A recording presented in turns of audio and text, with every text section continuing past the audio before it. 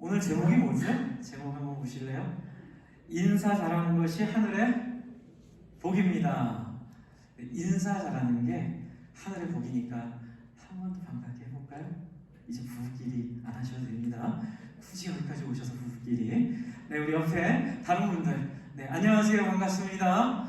네, 용감하게 용기를 내서 낯을 가리더라도 인사를 한번 해보십시오. 오늘 설교의 굉장히 중요한 핵심입니다. 제가 오늘 제목 가지고 일주일 내내 썼다 지웠다 썼다 지웠다 썼다 지웠다 반복했습니다. 왜냐하면 원래 취지는 인사하는 것이 신앙입니다. 인사 잘하는 것이 구원의 증거입니다. 이렇게 하려고 했어요. 그런데 그렇게 하면 너무 구원의 전부가 인사하는 게 아니기 때문에, 또 믿음의 전부가 인사가 아니기 때문에 구현해야 될 설명이 많아져가지고 이렇게 표현을 했습니다. 인사 잘하는 것이 하늘의 복입니다. 그만큼 오늘은 사람을 대하고 인사하는 것이 얼마나 중요한지를 좀 나누고, 바라기는 저와 여러분이 타자에게, 다른 사람에게 활짝 열린 사람이 되기를 소원합니다. 이제 보통 이런 얘기 하시죠. 낯을 많이 가린다. 저도 낯을 많이 가립니다. 부끄러움을 많이 타고요. 그래서 어렸을 때 제 기억 중에는 웅변학원을 억지로 보내셨는데 첫 시간에 앞에 나가서 웅 기억이 나요. 그냥 앞에 나가서 웅변하라고 세워놨는데 외웠죠 다. 그런데 사람들 보는 순간 너무 부끄러운 거예요. 어떻게 할 줄을 모르겠는 거예요. 이제 그게 저의 기질임을 그때부터 알았고, 신앙생활 할 때도 이 기질이 저한테는 늘 좋은 도피처가 됐습니다. 그래서 기도하고 이렇게 신앙생활 하는 거는 얼마든지 할 수 있는데, 내가 누군가에게 나서가지고 다른 사람에게 수고하는 것에 대해서는 목사님, 저는 제 MBTI가 그게 아닙니다. 제 성격이 그렇지 않습니다. 사양을 하곤 했었습니다. 그런데 많은 시간이 걸렸죠. 한 15년, 20년 가까이 걸린 것 같아요. 15년, 20년 동안 목회자가 되고, 또 여러분에게 신앙이 무엇인지를 가르쳐야 되는, 여러분에게 지도해 드려야 되는 위치에 있으면서 많이 고민하고 갈등하고 배우고 내린 결론이, 낯을 많이 가리는 거랑 신앙생활과는 큰 연계가 없구나. 그러니까 낯을 많이 가리는 것이 신앙생활에도 그렇게 나타나지는 않겠구나. 그래서 낯을 많이 가리는 것조차도, 이 말씀을 이렇게 돌려서 얘기하는데요, 낯을 많이 가리는 것조차도 예수의 이름으로 바뀔 줄로 믿습니다. 이게 제 결론이에요. 왜 그런지 오늘 좀 설명을 드려보겠습니다. 그것은 바로 사도 바울이 데살로니가전서 5장에서 마지막에 하는 인사 속에 힌트가 좀 있습니다.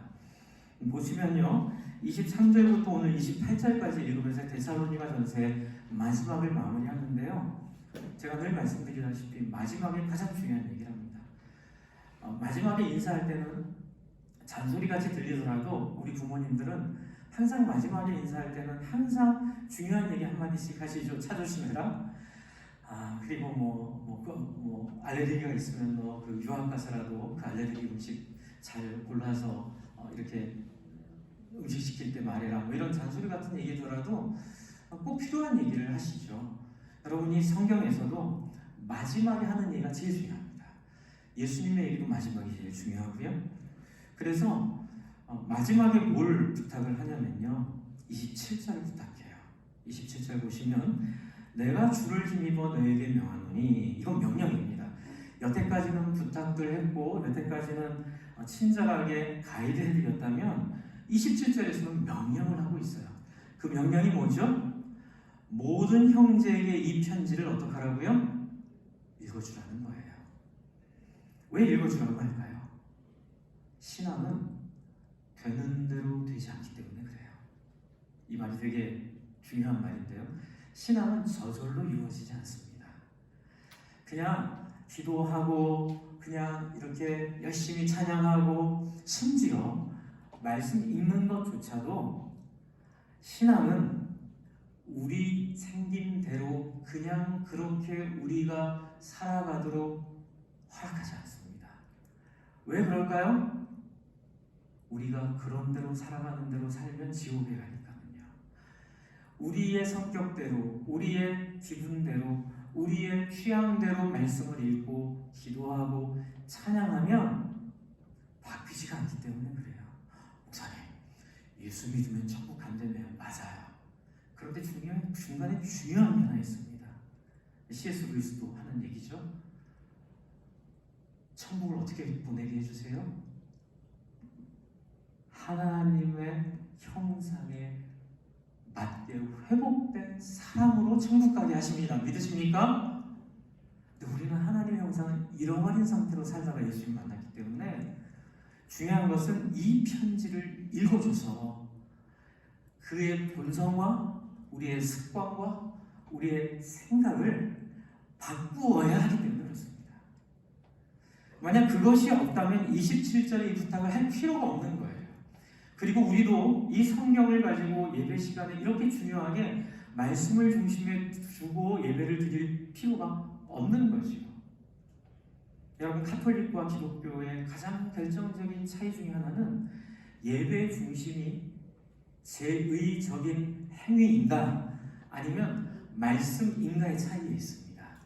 그래서 카톨릭 가시면 말씀보다는 뭐가 더 많아요? 향을 뿌리고, 그리고 여러분 이게 예배 가운데 일어나서 앉았다 일었다 앉았다 제의가 더 강하잖아요. 그런데 해보니까 제의를 강조하면 우리가 변하지 않는다는 걸 알게 된 거예요. 그래서 그것이 타락으로 나타나는 거죠. 타락은 어렵지 않습니다. 한번 따라해 주실래요? 타락은 자기 하고 싶은 대로 사는 것이다. 이게 타락이에요. 여러분, 기독교의 타락은 뭐 이렇게 잘하다가 못한 이런 게 아니고요. 그냥 늘 살던 대로 사는 게 타락입니다. 바뀌었다가도 다시 살던 대로 사는 대로 돌아가는 게 타락입니다. 그래서 타락처럼 세상에 편하고, 타락처럼 세상에 행복하고, 타락처럼 세상에 즐거운 게 없어요. 여러분, 그러나 성경은 우리에게 말합니다. 하나님의 목적은 저와 여러분을 하나님의 형상으로 바꿔놓기 위해 예수 그리스도 이 땅에 오셨음을 여러분 믿으십니까? 이 부분이 23절에 표현되어 있어요. 23절을 한번 보세요. 데살로니가전서 5장 23절. 이 편지를 읽어주라라고 인사하기 전에 사도 바울이 마지막에 말하고 있는 23절의 묘사가 있습니다. 평강의 하나님이, 여러분 우리가 믿는 하나님은 평강의 하나님 맞습니다. 너무나 좋으신 하나님이에요. 그런데 그 다음 단어가 숨을 탁 막히게 합니다. 뭐라고 되어 있어요? 친히 이 단어. 이 평강의 하나님이, 능력의 하나님이, 영광스러운 하나님이, 우리는 거기까지는 알고 있어요. 그런데 친히, 이게 뭘까요? 이 친히가 이 편지를 읽어주라는 이유예요. 여러분, 하나님의 복음은, 하나님의 뜻은, 그리고 하나님의 모습은 인간은 말만 하는 존재가 아니라는 거예요. 그러나 우리는 말만 하기를 좋아해요.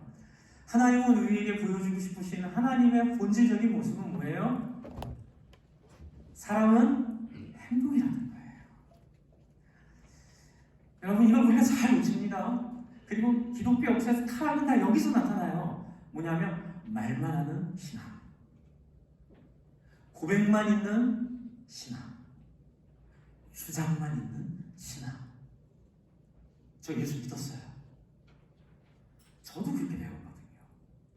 예수 믿었는데 그 다음부터는 해도 되고 안 해도 되는 거고, 하면 더 좋고 안 하면 할 수 없고 언젠간 될 거고, 뭐 이런 맞기는 한데 우리의 삶을 능력 가운데 나아가지 못하도록 하는 어두움의 영역이 좀 있었어요. 여러분, 평강의 하나님이 말씀하신 대로 행동하셨습니다. 그게 뭡니까? 십자가, 십자가, 내가 처음 볼 때에 나의 마음의 큰 고통 사라져. 여러분, 왜 그 큰 고통이 사라졌을까요? 말만 잘하는 사람 보면 여러분 마음이 바뀝니까? 아니에요. 뭔가 자기를 내어놓고 희생할 때에 비로소 우리를 움직이는 힘들이 있어요. 여러분, 예수의 십자가는 하나님이 친히 말만이 아니라 당신의 수고로움을 사용하시며 자기의, 저는 이 표현을 참 좋아합니다. 전 존재를 사용하셔서, 하나님은 인생이 아니시기에 하나님의 삶이라고 표현할 수도 없고 하나님의 인생이라고 표현할 수도 없고 그냥 하나님 존재 그 자체를 다 내어주셔서 최선을 다해서 열심을 다하여 어떻게 해요? 우리를 위해 친히 우리를 부르시고 거듭나게 하시고 우리를 거룩하게 하셨습니다. 할렐루야. 그래서 제가 3주 전, 4주 전에 설교 드릴 때에 이 거룩을 설명드렸죠. 하나님이 친히 우리를 거룩하게 하시는데 온전히 거룩하게 하신다는 이 표현을 설명을 드렸어요. 그건 어디 있냐면요, 그 온전한 거룩이 4장 5절 6절에 있다고 제가 그때 말씀드렸습니다. 4장 5절 6절 7절을 여러분 한번 같이 읽어볼까요? 데살로니가 전서 4장 5절 6절 7절. 제가 이제 이 말씀을 항상 기뻐하라고 할 때에 하나님을 기쁘게 해드리기 위해 항상 기뻐하라, 이 말씀으로 연계했는데, 하나님의 기쁨은 뭐냐면 우리의 거룩이라고 설명드리며 말씀드렸죠. 우리의 거룩은 5절 6절 7절 있습니다. 읽습니다. 같이 읽을게요. 시작. 하나님을 모르는 이방인과 같이 세욕을 따르지 말고 이 일의 분수를 넘어서 형제를 해하지 말라. 이는 우리가 너에게 미리 말하고 증언한 것과 같이 이 모든 일에 주께서 신원하여 주심이라. 하나님이 우리를 부르심은 부정하게 하심이 아니요 거룩하게 하심이니. 여러분, 많은 분이 오해하시는 게 거룩함을, 할렐루야, 지난 밤 내내 통성기도를 해서 몸이 이렇게 쉬었습니다 라고 하는 걸 거룩이라고 자꾸 오해를 하세요. 그것도 거룩의 단계이긴 합니다. 그러나 그것은 거룩이 아니에요. 거룩은 뭘까요? 거룩은 다른 사람을 공감해 주는 거예요. 다른 사람의 아픔을 내 아픔으로 느끼는 거예요. 그래서 6절에 있는 것처럼 이 일의 분수를 넘어 형제를 해하지 말라. 왜요? 이 모든 일에 주께서 가슴 아파하고 계신다 얘기를 하는 거예요. 여러분, 왜 우리가 다른 타자에 대한 그 마음과 행동을 왜 구원의 증거라고 제가 믿냐면요, 우리가 구원받은 그 구원의 증명을 할 수 있는 방법은 우리의 말로는 안 되기 때문에 그래요. 목사님, 우리의 신앙은 입으로 고백하는 거잖아요.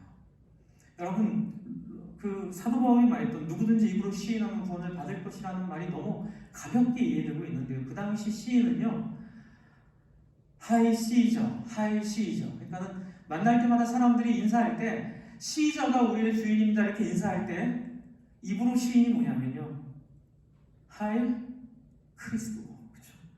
하이 예수. 여러분, 이거는요 자기의 전 존재를 거는 인사예요. 그렇게 인사하면 모든 공지에 쫓겨납니다. 그렇게 인사하면 핍박당하게 되어 있습니다.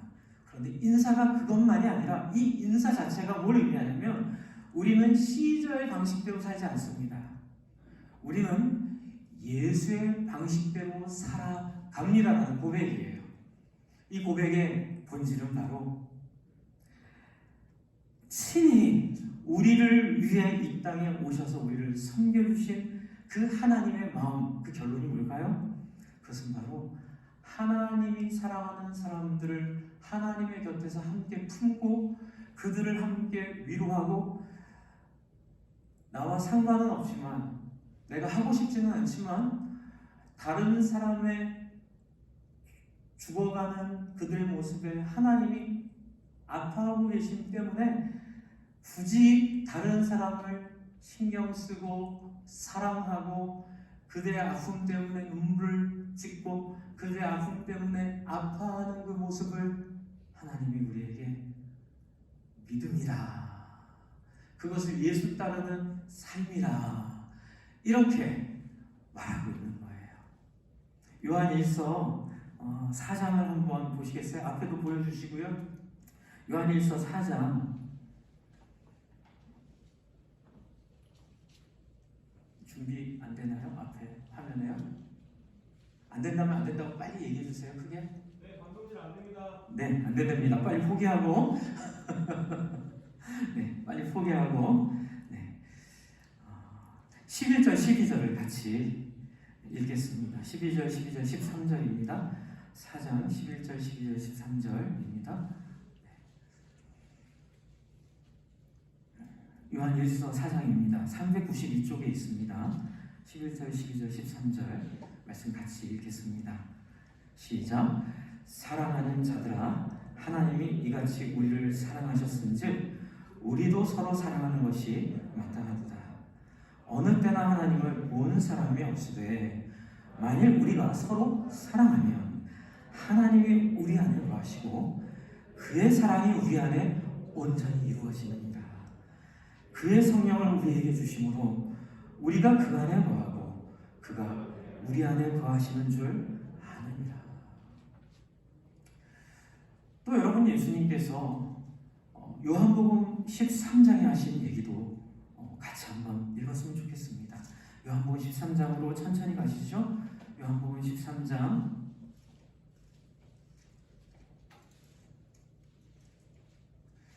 13장에 보시면 12절부터 17절까지를 제가 읽어드릴게요. 요한복음 13장 12절부터 17절까지를 읽어드리겠습니다. 그들의 발을 씻기신 후에 가룟 유다를 포함한 제자들 성찬식을 하시고 마지막 만찬하시고 세속식까지 한 후에 옷을 입으시고 다시 앉아 그들에게 이르시되 이렇게 말하세요. 내가 너희에게 행한 것을 너희가 아느냐?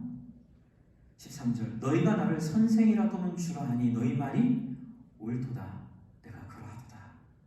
14절. 내가 주와 또는 선생이 되어 너희 발을 씻겼으니 너희도 서로 발을 씻어주는 것이 어떻다고요? 옳다. 15절. 내가 너희에게 행한 것 같이 너희도 행하게 하려 하여 본을 보였나니. 여러분, 이 얘기는요, 예수 죽은 이유를 얘기해요. 십자가에 달린 것은 우리 구원받게 하기 위해서인데 우리도 십자가에 달리게 하려고 죽으신 거예요. 16절부터 17절 같이 읽겠습니다. 시작. 내가 진실로 진실로 너에게 이르노니 종이 주인보다 크지 못하고 보냄을 받은 자가 보낸 자보다 크지 못하니 너희가 이것을 알고 행하면 뭐가 있어요? 복이 있으리라. 뭐 하면은요? 행하면, 행동하면 복이 있는 거예요. 여러분, 제가 이것을 이렇게 강조하는 이유는 우리가 기도하고 찬양하고 성경을 읽더라도 우리는 우리의 필요에 맞춰 읽기 때문에 이런 게 안 보였던 거예요. 그래서 이런 내용보다는 예수 믿으면 구원받아 천국 가고 그 마치 실현되지 않은 통장에 예를 들어 주식의 가치를 늘 흐뭇해하며 사는 것처럼 여러분 부동산이 오르면 그런 것들 여러분 흐뭇하게 하잖아요. 뭐 이게 내 자산이 얼마 흐뭇하게 하는 것처럼. 그러나 나중에 얼마에 파는지가 결정적인 거잖아요. 근데 우리를 이렇게 속이는 면들이 있어요. 나 예수 믿었으니 천국 가. 그런데 친히 우리를 거룩하게 하신 하나님을 맞닥뜨리지 않은 경우에는 이게 굉장히 어두운 면으로 우리에게 작용합니다. 신앙적으로 굉장히 풀리지 않는 질문 가운데 살게 해요. 그게 뭐냐면요, 기도했는데 기도 응답이 없어요. 당연하죠. 하나님께 나는 하나님 말씀 안 했어요. 당연하지요. 왜요? 왜 당연해요, 목사님? 아직 예수님을 안 믿었으니까. 에? 목사님, 저는 예수님을 믿고 구원받았다고 고백하고 시인했는데 그런 사람 때문에 데살로니가서 5장 27절에 이 편지를 읽으시라고 명령하는 거예요. 그런 오해는 뭐예요? 우리 종교성 때문에 그래요. 여러분, 저는 여기에 제가 속았던 사람입니다. 이 종교성에 속아서 제가 정말로 예수님 믿고 구원받았다는 착각 속에, 이렇게 표현할게요. 착각 속에 얼마나 얼마나 제가 주변 사람들을 품지 않고 주변 사람들을 사랑하지 않고 그냥 혼자의 확신 가운데 이렇게 살았는지 몰라요. 그게 여러분 십자군 전쟁의 본질이에요. 역사에서 나타난 십자군 전쟁의 본질이 바로 거기에 있어요. 예수 모르는 인간들이 예수를 마치 선앙당 삼신 할머니 모시듯 모시면서 그렇게 자기를 그 예수 안에 투영해서 예수가 말하지 않은 삶을 살았던 거예요. 우리 목사님, 우리는 안 그런데 왜 그러십니까? 죄송합니다. 여러분 안 그러시지만 제 바람은 하나 있어요. 뭐냐면 저는 여러분이 기도할 때마다 응답받기를 바랍니다. 저는 여러분이 예배할 때마다 하나님 만나기를 바랍니다. 저는 여러분이 성경 읽을 때마다 성령의 역사를 경험하기를 바랍니다. 그러려면 어디 갔어요? 한번 잡숴봐. 한번 드셔봐. 저희가 요번에 VIP 카드 또 만들었어요.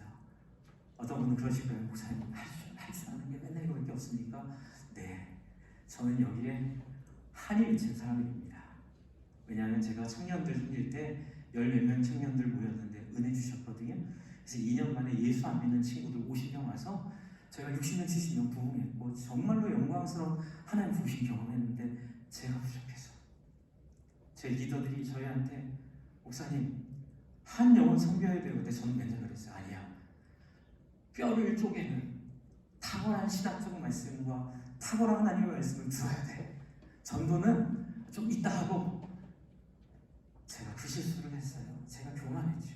저희 담임 목사님도 제가 부목사 할 때 저를 많이 설득해 주셨는데 제가 열심히 많이 했는데 마음을 다 담아서 못했어요. 왜냐하면 교만했어요. 왜냐하면 좋은 말씀 들으면 성도들이 잘 살 거라고 착각한 거죠. 그렇게 한 4, 5년을 헤매다가 결국 회개하고 깨닫게 된 게 아무리 좋은 뼈를 쪼개는 말씀도 아무리 탁월한 신학적인 능력도 결국 한 영혼을 품게 하기 위한 도구임을 깨달았습니다. 그래서 같이 해야 되는 걸 알았어요. 우리 지난주에 올로 목사님 얘기하셨잖아요. 저는 정말로 하나님 살아계심을 계속 느끼고 살아요. 올로 목사님과 제가 한마디도 이런 내용에 대해서 공유하지 않았는데도 원로 목사님이 마치 저를 다 이해하고 있다는 것처럼 지난주에 전도에 대한 설교로 그렇게 정말로 영광스럽게 말씀을 전해주시면서 소개해 주신 책을 제가 이번 주에 보면서 우리 VIP 이번에 할 때 이 책으로 하자. 제 고민이 딱 풀려버리는 역사가 있었어요. 여러분 원로 목사님이 이런 얘기 하시죠. 당신이 우리 교회 섬기면서 했던 가장 아쉬움은 저한테 6년 내내 하시는 말씀이에요. 저는 너무너무 우리 원로 목사님 존경합니다. 왜냐하면 자기가 잘 못했고 당신이 부족했던 부분을 이렇게 후배한테 솔직하게 인정해 주시고 그것을 하도록 도와주시는 분이 많지 않기 때문에 그래요. 정말 겸손하게 저한테 그렇게 얘기하실 때마다 뭐라 하시냐면 가치관이 바뀌지 못하고 그리고 삶의 방향이 바뀌지 못한 그냥 어떤 제자 훈련만 열심히 했는데 목사님 가치관이 바뀌고 삶의 방향이 바뀌는 거 저는 처음에 너무 거창하게 여겨졌어요. 그런데 지난주에 저랑 참가하시는데 그러시더라고요. 목사님 저는 요즘에 전도 설교만 합니다. 제가 2년 내내 2달 내내 다른 교회에서 다른 목사님 안식년 때문에 지금 가 계시거든요. 지금 오늘도 거기 가서 설교하세요. 내내 전도에 대한 얘기만 하셨는데 놀랍게도 당신 평생에 전도에 대한 설교를 이렇게 많이 하면 처음이라 하시는 거예요. 당신은 깨닫셨다는 거예요. 그래서 저를 지난주에 감동시킨 게 뭔지 아세요? 소주잔에 술 따라주신 얘기 하신 게 저한테 엄청 감동이 됐습니다.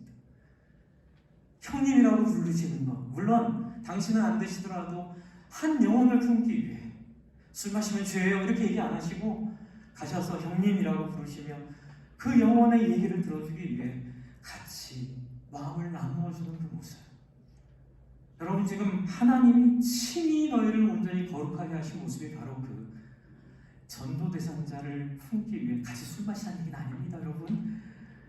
그런 마음을 같이 이해하고 헤아려 줄 줄 아는 그게 바로 친히 온전히 우리를 거룩하게 하신 하나님의 행위임을 믿습니다.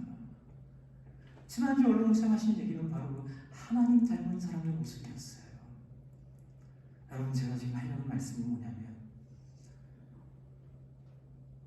여러분, 하나님을 믿는 믿음을 하나님이 원하는 방식대로 고백해 주시기 바랍니다. 연애할 때 연애 잘 못 배운 분들이 하는 실수가 뭐예요? 사랑하는 여인에게 선물을 줄 때 자기 좋아하는 거 선물 주는 거, 나중에 뺏어가지고 쓰려고. 내가 갖고 싶었던 거 선물 줘놓고 상대편이 기분이 좋아요, 나빠요? 별로 안 좋아요. 진짜 선물은 뭐예요? 받는 사람이 원하는 거 드리는 거예요. 진짜 기쁨은 받는 사람이 좋아하는 거 드리는 거예요. 그럼 이렇게 얘기해요. 와, 목사님, 어떻게 내가 그 사람도 아닌데 그 사람이 좋아하는 줄 압니까? 사랑하면 알게 돼 있어요. 사랑하면 그 사람의 행동이 보이고요. 사랑하면 그 사람의 취향이 보이고, 사랑하면 그 사람의 선이 보이게 돼 있어요. 하루아침에 보이진 않죠. 사도 바울은 지금 이 얘기하는 거예요. 마지막으로 이 편지를 마무리하면서 데살로니가 교인들에게, 너희가 지금은 거의 완전할 정도로 하나님 말씀 앞에 서 있지만, 그래서 너희가 해야 될 것은 이제 기뻐하기만 하면 되고, 항상 기도하기만 하면 되고, 범사에 감사하기만 하면 될 정도로 너희의 믿음이 온전하지만, 앞으로도 그러리라는 보장이 없다. 그러니 어떻게 해요? 평강의 하나님이 친히 너희를 온전케 더 거룩하도록 완성해 가시기를 소원하고, 뒤에 보면 또 23절, 너희의 온 영과 혼과 몸이 우리 주 예수 그리스도께서 강림하실 때에 흠없게 보존되기를 원하노라. 이게 무슨 말일까요? 끝까지 사랑하라는 거예요. 끝까지 그 하나님과의 관계를 유지하라는 거예요. 여러분, 영혼을 품는 일은 바로 이 일을 위한 도구입니다. 한번 잡숴봐, 한번 드셔봐. 여러분, 처음 볼링을 배울 때, 저는 골프를 안 쳐봤지만 그분들이 그러시더라고요. 골프가 볼링보다 더 매력이 있다고요? 뭐 골프를 치시는 분들은 골프를 쳤을 때, 또 당구 치신 분들은 당구를 쳤을 때, 처음에는 따라서 하다가 어느 순간 딱 꽂힙니다. 그럼 어떻게 됩니까? 담 타고 넘어가서도 골프 친다고 미국의 최은경 목사님이 그러시더라고요. 비 와도, 그쵸? 비 와도 갔는데 문 닫혔는데, 철조망 넘어가서 골프 치고 왔다고 자랑스럽게 교민들이 얘기하는 얘기를 전해주시더라고요. 그렇게 강렬함이 있는 거죠. 여러분, 영혼 성김이 그런 거예요.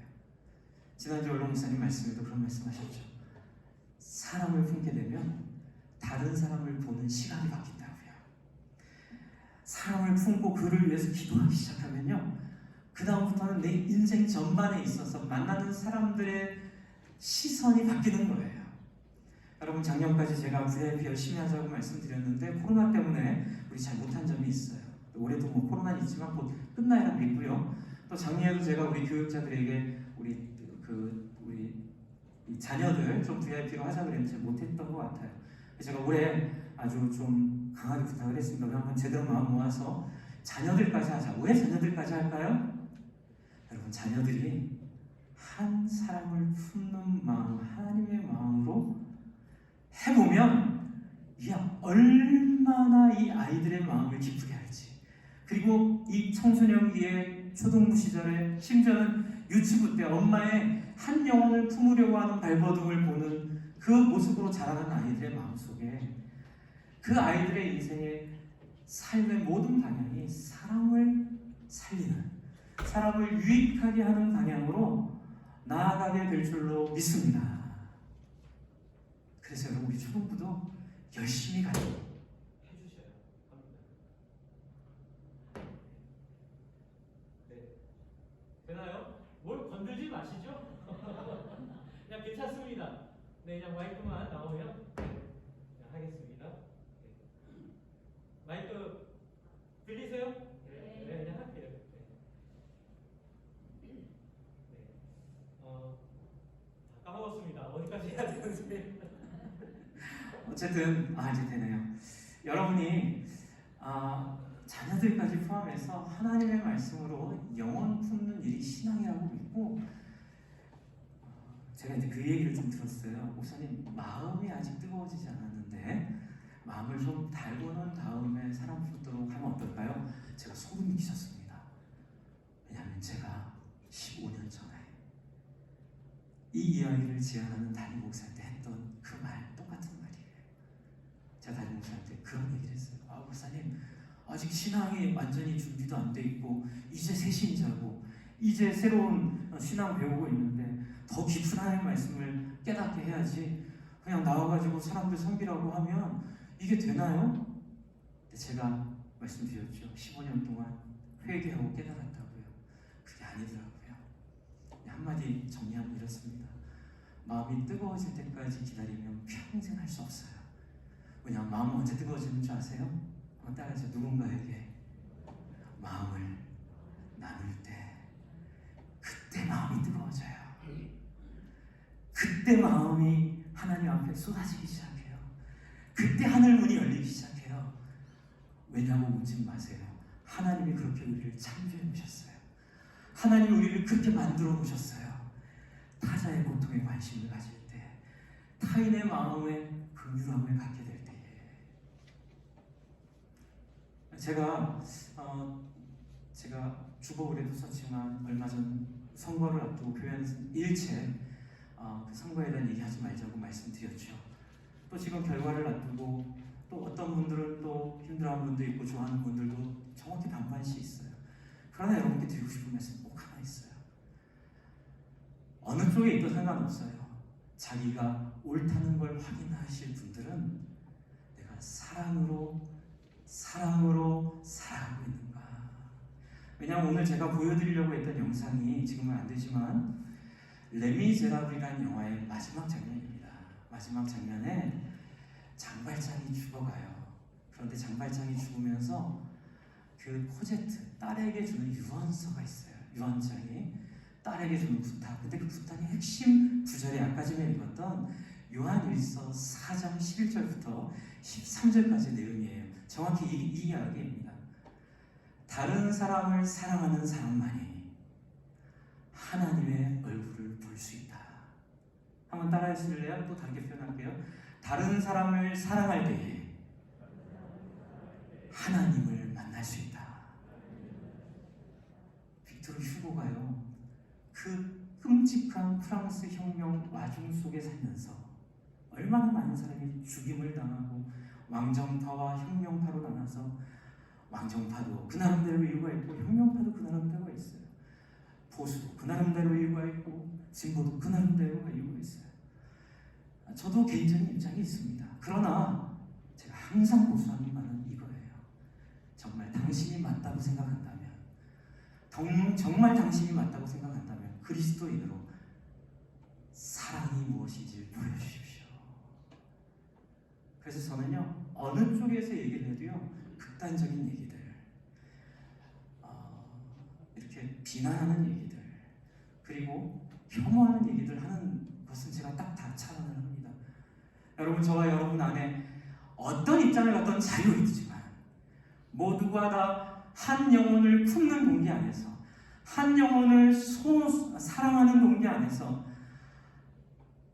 하나님의 편 되시기를 부탁합니다. 네. 그래서 내가 원했던 사람이든 원하지 않았던 사람이든 내가 지지하든 지지하지 않던 그게 중요한 게 아니라 어떤 상황에서도 사랑의 이 마음을 포기하지 않고, 제가 지금 제일 좋아하는 말이 있어요.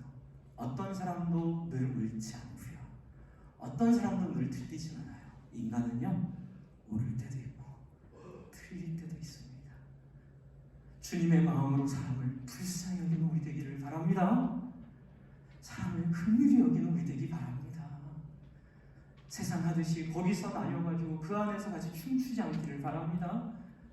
우리는 전쟁이 일어나도 적군의 포로를 치료해주고 그들에게 음식을 제공해주고, 설령 그 일로 인해 죽임을 당한다 하더라도 그것이 옳다고 믿는 그리스도의 제자임을 믿으시기 바랍니다.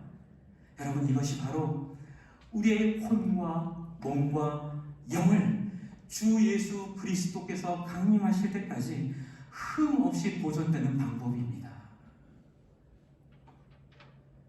그리고 제가 이렇게 담대하게 말할 수 있는 것, 24절에 답이 있어요. 24절 같이 읽겠습니다. 5장 24절입니다.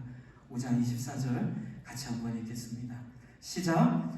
너희를 부르시는 이는 미쁘시니 그가 또한 이루시리라. 아멘. 제 안에 있는 확신이 이겁니다. 저도 이런 거 열심히 하자고 했을 때 옛날에 거부 반응 가졌던 게 뭐냐면요, 목사님 목회 성공하려고 교인들 많이 들고 모으려고, 죄송합니다 이렇게 표현한 거, 그런 마음이 있었어요. 그래서 되게 안 좋은 마음이 있었던 적도 있어요. 그러나 여러분, 그게 아니더라고요.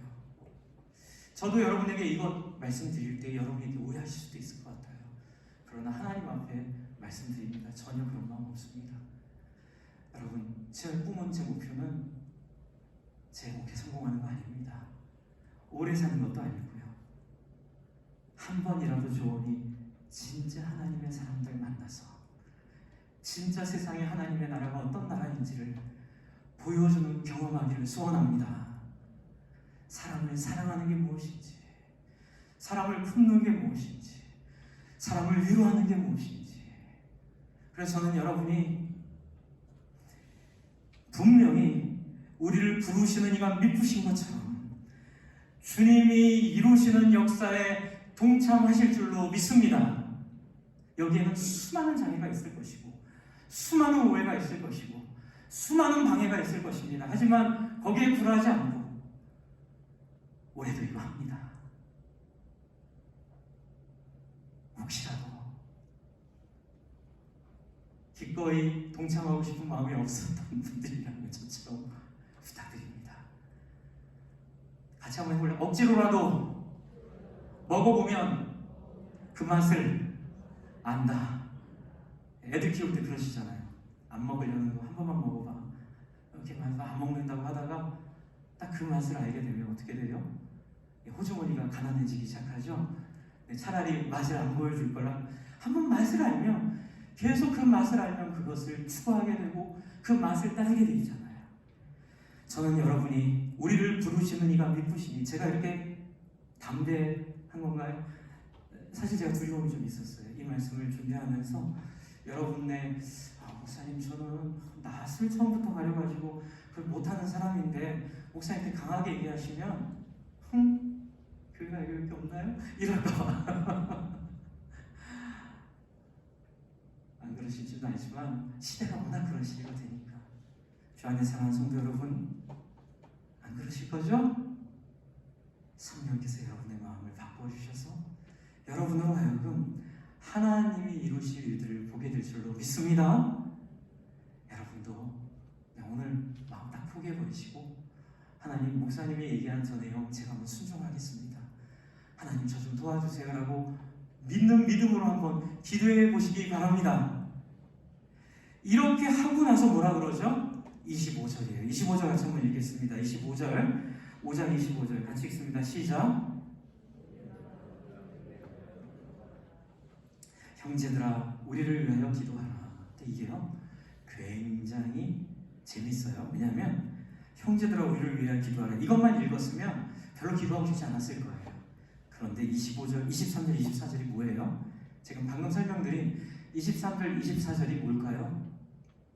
이들을 위해 기도하는 사도 바울의 기도를 적은 거예요. 굳이 기도를 알려주는 거예요. 내가 너희를 위하여 평강의 하나님이 친히 너희를 온전히 거룩하게 하시길 기도하고 있고, 또 너희의 온 영과 혼과 몸이 우리 주 그리스도 예수 안에서 강림하실 때까지 흠없게 보존되기를 기도하고 있다. 한번 따라해주세요. 그러니 너희도 우리를 위하여 기도하라. 여러분, 혹자는 이런 얘기를 하는 분들이 계세요. 목사님, 하나님이 우리가 필요한 게 다 알고 계시는데, 아직 안 치셔도 됩니다. 네. 우리가 필요한 걸 알고 계시는데 왜 기도해야 되죠? 이제 신학을 하는 분들 속에는 그런 얘기 하시는 분들도 계세요. 저도 부목사 초기에는 그런 생각을 살짝 한 적이 있어요. 그런데 여러분, 왜 야구장 가서 북치세요? 왜 야구장 가서 깃발 흔드세요? 어차피 게임은 그들이 하는데 해봐야 소용 있나요? 없나요? 소용이 있어요? 없어요? 여러분 야구장 가서 북치고 깃발 흔드는 게 소용이 있어요? 없어요? 소용이 있죠? 그래서 기도하라는 거예요. 그래서 우리 보러 기도하라는 거예요. 뭐라고요? 하나님을 응원하라는 거예요. 하나님을 격려하라는 거예요. 왜요? 우리는 하나님과 한 팀이기 때문에 그래요.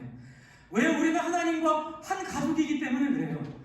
가족을 확신하게 해주는 자리는 주민등록 등본이 아니라 생일날 온상에 도란도란 둘러앉아 아빠의 생일을 축하하는 그 행위 속에 있고, 엄마의 생일을 축복해주는 기도 속에 있고, 엄마와 아빠가 자식들을 응원하는 그 문자 속에 가족 증명서가 증명할 수 없는 진짜 가족의 본질이 그 안에 있어요.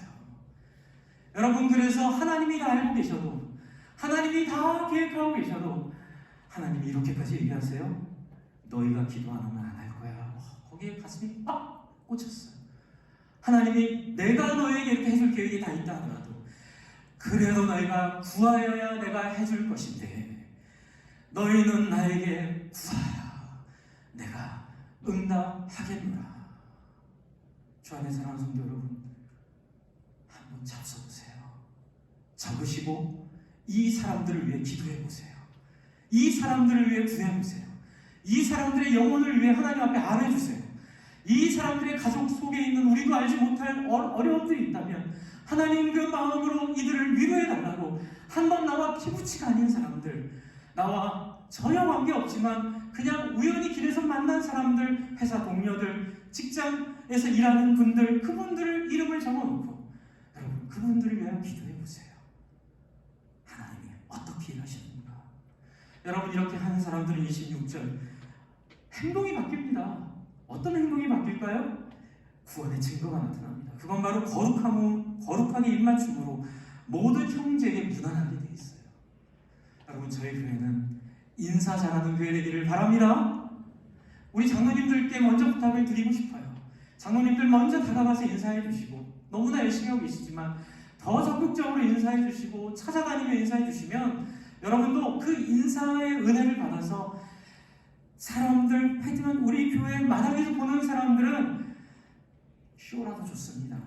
상처받은 분들도 좋습니다. 상처받았더라도 개의치 마시고 믿음으로 한번 순종해 보시기를 바랍니다. 안녕하세요, 반갑습니다, 좋은 날입니다. 이렇게 해서 행복합니다. 별일 없으셨지요? 어떻게 지내세요?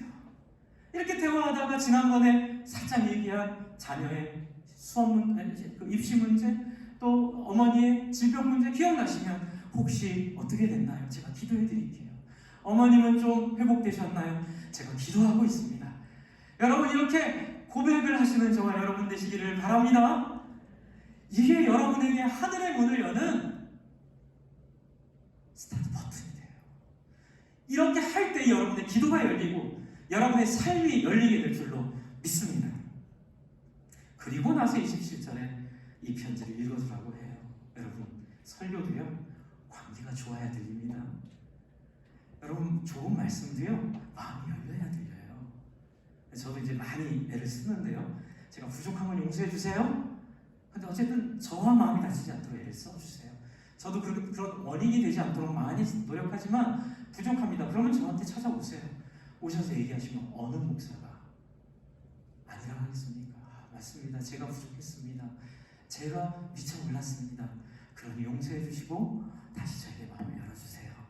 여러분 이게 사역자의 자세거든요.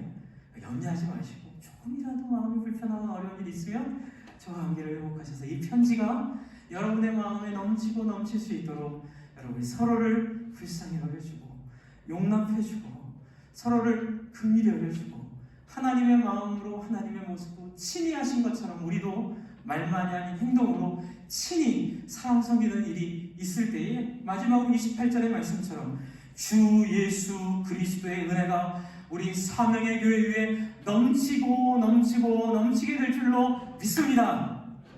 인사 안 하면 간첩입니다. 인사 안 하면 안 됩니다. 열심히 최선을 다하여 인사하는 저와 여러분 되기를 주님의 이름으로